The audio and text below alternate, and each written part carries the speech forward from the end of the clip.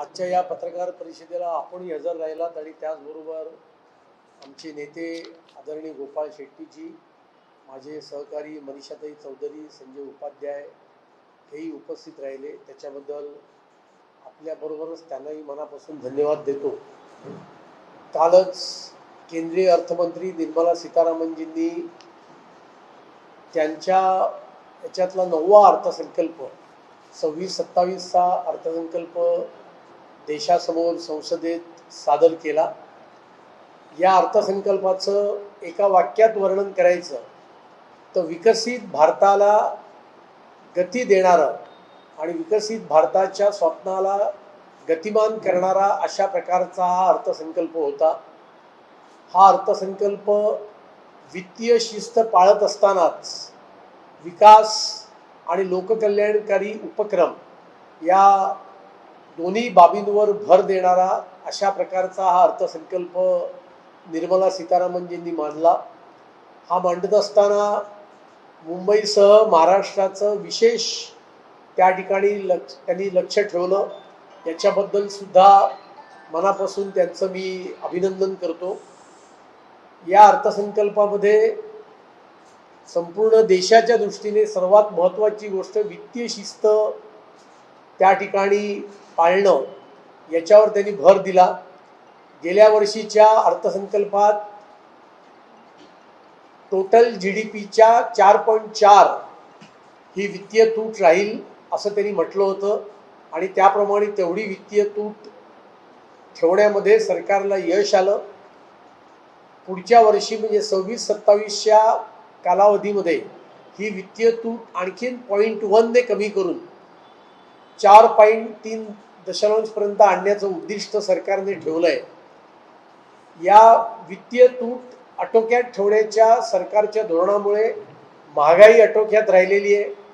आपण पाहतोय की गेल्या वर्षभरामध्ये आणि विशेषतः कोविडच्या नंतरच्या काळामध्ये सुद्धा महागाई केंद्र सरकारने आटोक्यात ठेवली आणि गेले दीड वर्ष तर RBIचा जो बँड आहे 4 ते 6% याच्या आत महागाईचा दर हा राहिलेला आहे आणि पुढच्या वर्षी सुद्धा महागाईचा दर हा RBIच्या या स्वीकारलेल्या बँडच्या अंतर्गत राहील आणि त्याच्यामुळे वित्तीय तूट आटोक्यात ठेवल्यामुळे महागाई सुद्धा पूर्णपणे नियंत्रणात राहील आणि सर्वसामान्य माणसांचं जीवन जे आहे ते अत्यंत सुखकारक होण्याच्या दिशेने या अर्थसंकल्पाच्या माध्यमातून एक महत्त्वाचं पाऊल सरकारने उचललेलं आहे. वित्तीय तूट आटोक्यात जरी सरकारने ठेवत असला तरी सुद्धा सरकारचा पायाभूत सेवा सुविधांवरचा खर्च हा गेल्या वर्षीच्या तुलनेत यावर्षी वाढलेला आहे. सुमारे 12.25 लाख कोटी रुपये हा इन्फ्रास्ट्रक्चरवरचा खर्च सरकारने दाखवलेला आहे. रेल्वेवरचा कॅपेक्स सुद्धा सरकारने यावर्षी वाढवला आहे. विशेष महत्त्वाची बाब म्हणजे सिंदूर झाल्यानंतर संरक्षण क्षेत्रावरचा खर्च हा यावर्षी सरकारने वाढवलेला आहे आणि त्यामुळे देशाची आणि देशातल्या नागरिकांची सुरक्षा अधिक मजबूत होण्याकरता या अर्थसंकल्पाने बळ दिलेलं आहे. कारण नवीन युद्धाची साहित्य सामुग्री परचेस करणं त्याचबरोबर अन्य बाबींकरता रिसर्च करता खर्च करणं या वाढीव योजनेमुळे संरक्षण खात्याला शक्य होणार आहे. हे या बजेटचं एक मोठं वैशिष्ट्य आहे.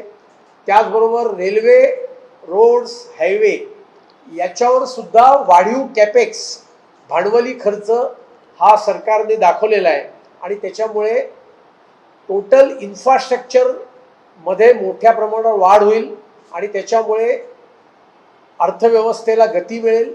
अर्थव्यवस्थेचा जो विकासाचा दर आहे तो 7% आणि त्याच्यावर राहील. ही गेल्या वर्षी अनेकांचे अंदाज चुकवत अर्थव्यवस्थेने अधिक विकासाचा दर हा त्या ठिकाणी राखलेला आहे. तसाच दर येणाऱ्या वर्षभरामध्ये हा राखला जाईल आणि त्यामुळे अधिक रोजगाराची निर्मिती या अर्थसंकल्पाच्या माध्यमातून होईल आणि त्याच्यामुळे प्रायव्हेट इन्व्हेस्टमेंटसुद्धा ही येणाऱ्या काळामध्ये आणखीन वाढेल आणि त्यामुळे रोजगार निर्मिती त्याचबरोबर GDP मधली वाढ अशा सर्व दिशेने देश प्रगती करेल असा दाखवणारा अर्थसंकल्प आहे. त्याचबरोबर गेल्या वर्षीच्या बजेटमध्येच केंद्र सरकारने 5 वर्षाचा रोडमॅप कसा राहील हे दाखवलं होतं आणि केंद्रीय कर्जाचं प्रमाण GDPशी किती टक्के असेल याचा सुद्धा रोडमॅप त्या ठिकाणी घालून दिला होता. त्याच रोडमॅपवर चालत येणाऱ्या काळामध्ये सुद्धा GDPचं टोटल कर्जाशी प्रमाण हे कमी करण्याच्या दिशेने केंद्र सरकार पुढे चाललेलं आहे. हे अत्यंत स्वागतार्ह बाब आहे.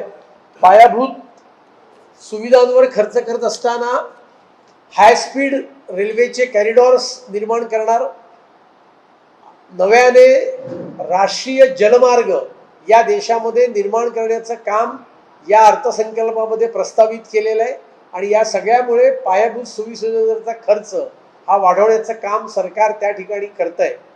त्याचबरोबर काही नवीन विद्यापीठं, आयुर्वेदाकरता नवीन एम्स स्थापन करण्याचं, फार्मास्युटिकल इंडस्ट्रीच्या माध्यमातून एकंदरीतच मॅन्युफॅक्चरिंग इंडस्ट्रीला मोठ्या प्रमाणावर त्या ठिकाणी बळ देण्याचं काम, त्याच्याकरता 10,000 कोटी रुपये देऊन स्पेशल फंड सरकारने स्थापन केलेलं आहे. त्याच्यामुळे आपण आत्मनिर्भरतेकडे अधिक वेगाने वाटचाल करू. त्याचबरोबर स्पेशल मिनरल्स ज्याच्यामुळे चायना नाकेबंदी करण्याचा प्रयत्न करते जगातल्या अनेक देशांचा, त्याच्यावर भर देऊन त्याचे कॉरिडॉर्स निर्माण करण्याचं कामही केंद्र सरकारने या बजेटमध्ये प्रस्तावित केलेलं आहे. सेमीकंडक्टर्सच्या क्षेत्राला सुद्धा गती देण्याकरता काही योजना या बजेटच्या माध्यमातून सरकार आणत आहे आणि या सगळ्या योजनांमुळे आत्मनिर्भर भारताच्या दिशेने अधिक गतीने वाटचाल करण्याचं जे आपलं स्वप्न आहे ते स्वप्न अधिक लवकर आपण प्राप्त करू शकू, अशा प्रकारचा हा केंद्रीय अर्थसंकल्प आहे. त्याचबरोबर अत्यंत एक महत्त्वाची गोष्ट, महाराष्ट्रासारखं राज्य जिथे नागरीकरण देशभरात सर्वाधिक वेगाने होत आहे, अशा राज्याला अधिक मदत करणारा एक पाऊल केंद्र सरकारने उचललं आहे की देशातल्या सर्व महापालिका नगरपालिकांनी म्युनिसिपल बॉन्ड्स काढले, तर त्या म्युनिसिपल बॉन्डना एकेका महानगरपालिकेच्या म्युनिसिपल बॉन्डना 100 कोटी रुपयापर्यंत अनुदान देण्याची घोषणा या बजेटमध्ये केलेली आहे. त्याच्यामुळे स्थानिक स्वराज्य संस्थांचं बळकटीकरण होईल. स्थानिक स्वराज्य संस्थांमध्ये जिथे नागरीकरण अत्यंत वेगाने होत आहे त्या ठिकाणचे प्रश्न सोडवण्याकरता अधिक निधी या स्थानिक स्वराज्य संस्था उपलब्ध करू शकतील आणि एका अर्थाने त्या स्वतःच्या पायावर उभ्या राहतील. त्याचबरोबर या बजेटच्या बरोबर 16व्या वित्त आयोगाचे शिफारसी केंद्र सरकारने स्वीकारलेल्या आहेत. 41% केंद्र सरकारचा जो करातून मिळणारं उत्पन्न आहे हे उत्पन्न राज्यांना देण्याची शिफारस जी 16व्या वित्त आयोगाने केली होती ती या ठिकाणी स्वीकारलेली आहे आणि त्याच्यामुळे सुद्धा महाराष्ट्राचा मोठ्या प्रमाणावर फायदा आहे. म्युनिसिपल बॉन्ड्समध्ये जी 100 कोटीची सवलत दिली आहे त्याच्यामुळे सुद्धा महाराष्ट्राचा मोठा फायदा आहे. रेल्वेचे अनेक प्रोजेक्ट्स हे महाराष्ट्रामध्ये या बजेटच्या माध्यमातून येत आहेत आणि मुंबई शहरातल्या उपनगरी रेल्वेला 12,000 कोटी रुपयाची ऐतिहासिक तरतूद या बजेटच्या माध्यमातून केलेली आहे आणि त्यामुळे देशाच्या अर्थव्यवस्थेला चालना देणारा, त्याचबरोबर मुंबई आणि महाराष्ट्राला मदत करणारा अशा प्रकारचा ऐतिहासिक अर्थसंकल्प आहे. हा ऐतिहासिक अर्थसंकल्प मांडल्याबद्दल मी केंद्रीय अर्थमंत्र्यांचं मनापासून आभार व्यक्त करतो आणि त्यांचं अभिनंदन या ठिकाणी व्यक्त करतो. धन्यवाद. सर, सामान्य टॅक्समध्ये सवलत अपेक्षा होती, त्याच्याबद्दल काय सांगा? नाही, मला वाटत नाही की कोणाची यायला अपेक्षा असेल, कारण गेल्या वर्षीच आता 12 लाख रुपयापर्यंत इन्कम टॅक्समध्ये सवलत आहे. म्हणजे ज्याचं महिन्याला 1 लाख रुपये उत्पन्न आहे त्याला सुद्धा इन्कम टॅक्स लागत नाही आहे. त्याच्यामुळे आता अजून इन्कम टॅक्समध्ये कोणाला सवलत मिळावी अशी काही फार अपेक्षा कोणाची होती असं मला वाटत नाही. ज्या ठिकाणी पती पत्नी दोघंही कमवत आहेत त्या घरात तर 24 लाख रुपयापर्यंत इन्कम टॅक्स आता नाही आहे आणि त्यामुळे मला असं वाटतं की देशातल्या बहुसंख्य इन्कम टॅक्स पेई लोकांना त्या ठिकाणी ही सवलत आहे. आणि आपण याचे बजेट एस्टिमेटचे आकडे बघितले तरी इन्कम टॅक्स चा एस्टिमेट त्यांनी वाढवलेलं आहे, कारण इन्कम टॅक्स हा अधिक गतीने त्या ठिकाणी जमा होतोय आणि त्यामुळे मला असं वाटतं की लोकांना, सर्वसामान्य व्यक्तीला सुद्धा हा दिलासा देणारा अर्थसंकल्प आहे, कारण महागाईचा दर हा अवघे 2% राहिलेला आहे आणि त्याच्यामुळे लोकांचं खरं उत्पन्न खऱ्या अर्थाने वाढण्याचा मार्ग या बजेटमुळे आणि केंद्र सरकारच्या आर्थिक धोरणांमुळे त्या ठिकाणी सुकर झालेला आहे. उपनगरी लोकल ट्रेनमध्ये अपघात करणारे भरपूर लोक आहेत. त्यांच्यासाठी बजेटमध्ये काय विशेष तरतूद झाली? नाही, आपल्याला माहितीच आहे की आता रेल्वे बजेट हे वेगळं नसतं, ते केंद्रीय अर्थसंकल्पामध्ये समाविष्ट केलेलं असतं आणि सुमारे 12,000 कोटी रुपयाची तरतूद या रेल्वे करता, उपनगरी रेल्वे करता या बजेटच्या माध्यमातून केली आहे. त्याचबरोबर Mumbai Pune high speed railway corridor, जे देशभरामध्ये हायस्पीड कॅरिडॉर असेल त्याच्यामध्ये मुंबई पुणे पण आहे. म्हणजे हायस्पीड कॅरिडॉर म्हणजे बुलेट ट्रेनच्या 1 नॉच खाली, आणि हा हायस्पीड कॅरिडॉर प्रत्यक्षात आल्यानंतर मुंबई ते पुणे अंतर आपण अवघ्या 48 मिनिटामध्ये पार करू शकू, अशा प्रकारची ही योजना आहे. आणि त्याच्यामुळे उपनगरीय रेल्वे करता मेट्रो वंदे भारतची योजना आहे. म्हणजे कर्जत, कसारा या ठिकाणून आता मेट्रो चालू होणार आहेत. जशा आपण वंदे भारत बघितल्या आहेत तशाच पद्धतीच्या मेट्रोच्या गाड्या पण चालू होणार आहेत येणाऱ्या काळामध्ये. आणि त्यामुळे उपनगरी रेल्वे करता बंद दरवाज्यांच्या गाड्या, त्याची आता घोषणा आपण मागेच केली होती, ती प्रत्यक्षात येत्या 4 महिन्यामध्ये पहिली रेल्वे मध्य रेल्वेवर त्या ठिकाणी येते. आणि त्याच्यामुळे उपनगरी रेल्वेच्या सोयी सुविधांकरता त्या ठिकाणी आहे.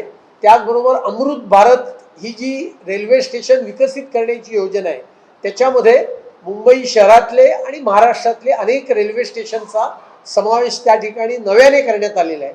आणि त्यामुळे रेल्वे करता सुद्धा खूप काही या बजेटमध्ये मिळालेलं आहे. बजेट आरोग्यदायी असं म्हटलं जातं, काय आरोग्य सुविधा आहे?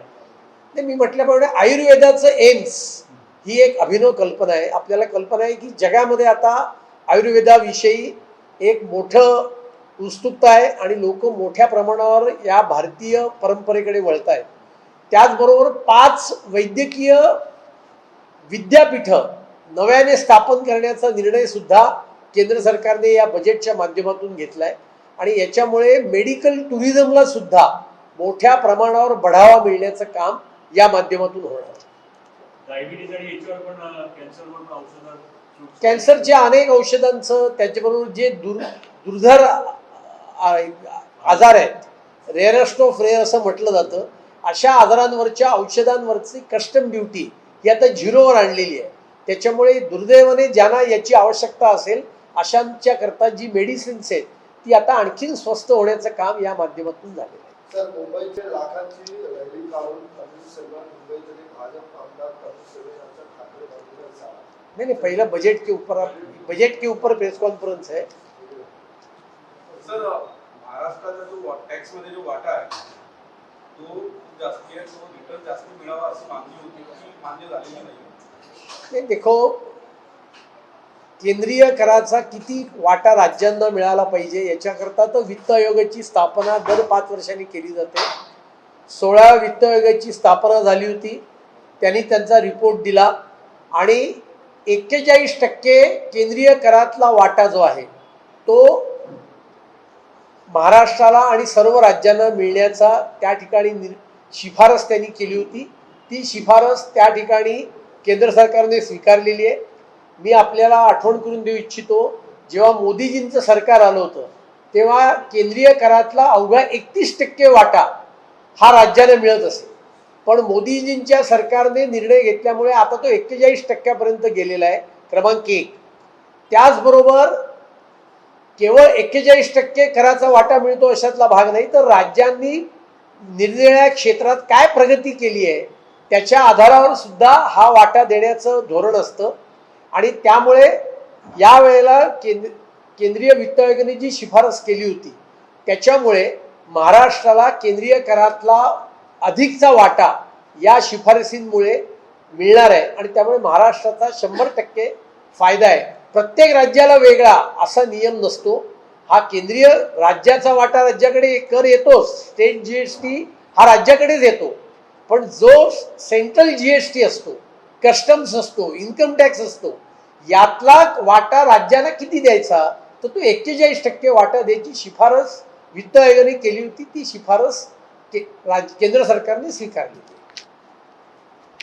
सर एक इंडस्ट्री की चर्चा हो रही, कल बताया ऑरेंज इकोनॉमिक की बात हो रही है, कंटेंट क्रिएशन या यूट्यूब ये तक 2030 तक इसमें 20 से 30 लाख जॉब भी निकलने वाले हैं. तो इसको कैसे एग्जीक्यूट करेगी सरकार, इसके बारे में कोई और? नहीं, देखो बजट में योजना बहुत सारी है. मैंने संक्षिप्त में और उसमें महाराष्ट्र मुंबई को लेकर क्या है इसके बारे में जिक्र किया. जैसे बताने के लिए तो इतनी सारी बातें हैं कि जैसा ग्रीन एनर्जी के लिए इतना बढ़ावा देने का काम किया है कि ग्रीन एनर्जी को, क्योंकि पर्यावरण पूरक इस प्रकार की एनर्जी को बढ़ावा देने के लिए बहुत सारे निर्णय किए. आपने जिस विषय का जिक्र किया उसको लेकर बहुत सारी बातें की है. और इसके लिए मुझे लगता है कि पूरे बजट के बारे में बताना है तो आधा पौना घंटा भी कम गिरेगा. इस प्रकार की अलग अलग योजना है. और इसके लिए जैसा जॉब बढ़ाने के एंगल से जीसीसी को 2047 तक टैक्स ब्रेक दिया है. विकसित भारत का सपना हमने जो देखा है उसका जो टाइम लिमिट है, क्योंकि अभी एआई आने के बाद ग्लोबल कैपेसिटी सेंटर्स के माध्यम से दुनिया में मैक्सिमम जॉब क्रिएशन हो रहे हैं. और वो global capacity centre GCC Bharat में ज़्यादा से ज़्यादा आए, जिसके लिए महाराष्ट्र के सरकार ने पॉलिसी भी बनाई. और इसके कारण अभी 3 जीसीसी दुनिया से महाराष्ट्र में स्थापित होने जा रहे हैं. और उसके लिए मुझे लगता है कि ऐसी बहुत सारी बातें हैं जिसके कारण रोजगारों की निर्मित बड़े पैमाने पे इस देश में और महाराष्ट्र में होगी.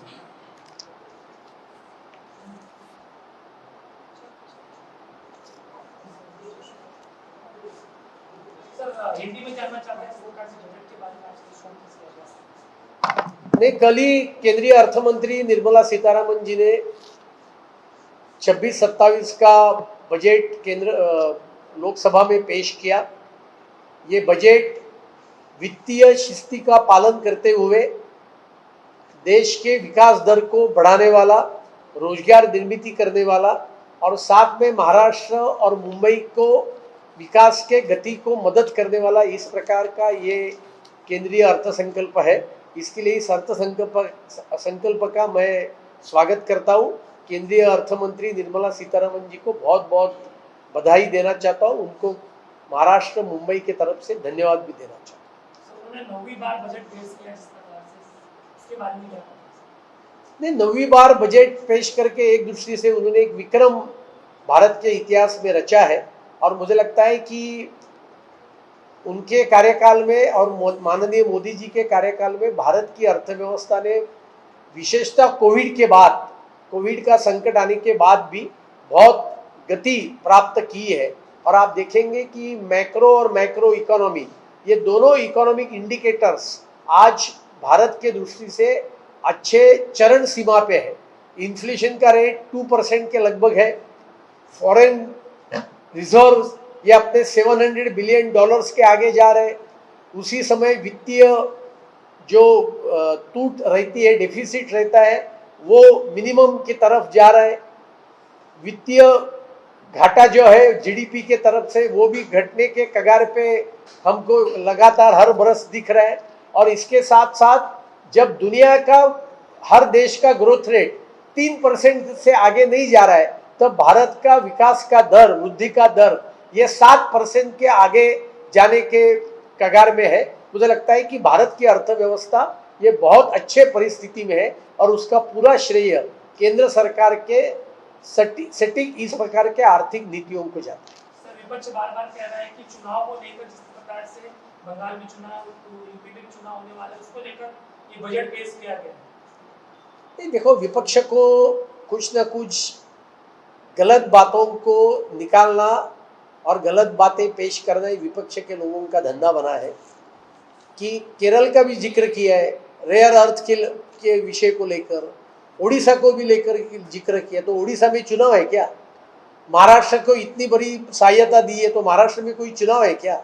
और इसके लिए जब केंद्रीय अर्थमंत्री बजट पेश करते हैं तो पूरे भारत का चित्र सामने रखते हुए नॉर्थ ईस्ट को टूरिज्म को लेकर इतनी सारी रियायतें दी है, तो नॉर्थ ईस्ट में कौन सा चुनाव है? बिहार में कौन सा चुनाव है जो टूरिस्ट सर्किट पूरे देश में निर्माण करने की घोषणा उन्होंने की है। मुझे लगता है कि विपक्ष ने बड़ा दिल दिखाकर इस बजट का स्वागत करना चाहिए, वित्तीय शिस्त का पालन किया है और विकास का दर भी बढ़ाने का काम किया है। इसके कारण रोजगार निर्मित बड़े पैमाने पे देश में होगी। सर एजुकेशन के लेकर क्या प्लानिंग है? एजुकेशन को लेकर बहुत सारी योजना है, अभी उसके डिटेल्स तो आपको बजट के आंकड़े देखेंगे तो आपको ध्यान में आएगा। लेकिन जैसे मैंने कहा कि अभी जो धोरण स्वीकारा है नई शिक्षा नीति के अनुसार, आप देख रहे हैं कि 3 महीने में एक बार एक फॉरेन की नई यूनिवर्सिटी यहाँ अपना विद्यापीठ खोलने की घोषणा कर रही है। साथ में नई शिक्षा नीति के कारण मातृभाषा में शिक्षण देने पर बल दिया है और इसके लिए मुझे लगता है कि शिक्षा नीति को लेकर बहुत सारे अच्छे कदम इस बजट के माध्यम से और बजट के पहले भी केंद्र सरकार ने उठाए। सर वित्त मंत्रालय अभी कभी फाइनेंस महाराष्ट्र में कभी बजट पेश करना है? बजट कब पेश करना ये वित्त मंत्री और राज्य के मुख्यमंत्री और कैबिनेट का अधिकार होता है। 23 फरवरी से महाराष्ट्र विधानसभा का वित्त से सत्र चालू होगा, वो उसकी घोषणा उचित समय पे करेंगे।